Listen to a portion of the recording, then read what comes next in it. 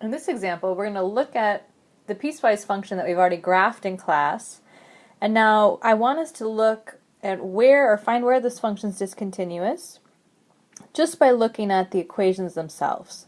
So in class we graphed it and we found based on the graph where the function is discontinuous, but now let's find it from the actual equations. So when you have a piecewise function, the first step is going to be to check each of the equations themselves. So let's start with the first equation, negative 1/2 x. So that's just a line, that's a polynomial. So that's going to be continuous everywhere. Same thing with 2x plus 4 and x plus 2 quantity squared. All of these are polynomials, so they will be continuous everywhere on their own. Okay, but now the question is, when we piece them together the way that we've pieced them, are they still continuous at their boundary points?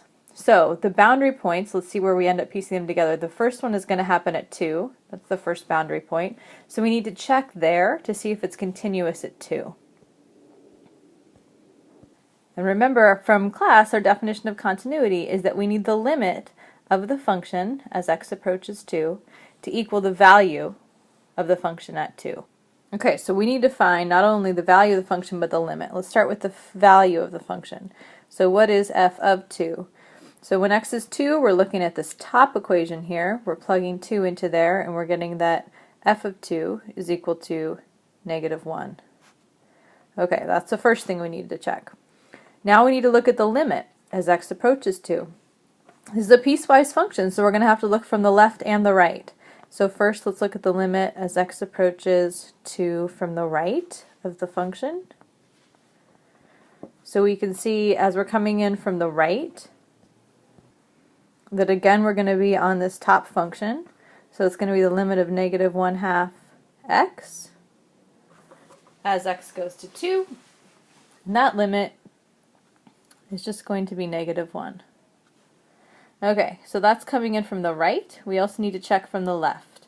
So now we'll look at the limit as x approaches 2 from the left. And so that's going to put us instead on this middle function. So that's the same as the limit as x approaches 2 of 2x plus 4. And that limit, when we plug it in, we're going to get 8. And we saw this in the graph. So what's happened is that because the limit from the left is not equal to the limit from the right, this limit does not exist. And so if the limit does not exist, then we know that the function cannot be continuous at that point. So that tells us that the function is discontinuous when x is equal to 2. Okay, that's consistent with what we saw in the graph in class. But we're not done. We also need to check the other boundary point, the other place that we piece together these functions. So the other place that we're piecing together the functions happens at negative 2. That's the other boundary point. We need to check there and see if the function's continuous or discontinuous there. So let's set up the same thing. Okay, so we'll start by evaluating f of negative 2. When x is negative 2, I'm here on this middle function. When I plug in negative 2 to 2x plus 4, that's going to give me 0. Okay, that's the value of the function. Now I need to look at the limit. So let's take the limit as x approaches negative 2 from the right. And so in that case, when I'm coming in from the right, I'm going to be in this middle function. So that's going to be the limit as x approaches negative 2 of 2x plus 4. So I'm going to be on that line as I'm coming in from the right. Again, when you plug in negative 2 to that, we're going to get that that limit is equal to 0. Okay, finally we have to check what about as we come in from the left. So negative 2 from the left. And in that case, we're going to be on this last function. We're going to be on x plus 2 quantity squared. So that's the limit as x approaches negative 2 from the left of x plus 2 squared. When I plug in negative 2 to that, I also get 0.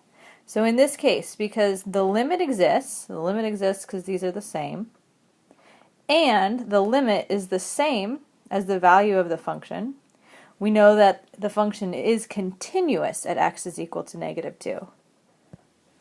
Okay, so that tells us that the only place where the function is discontinuous is when x is equal to positive 2. So our final answer is going to be x is equal to 2. And that's consistent with what we saw when we graphed this piecewise function.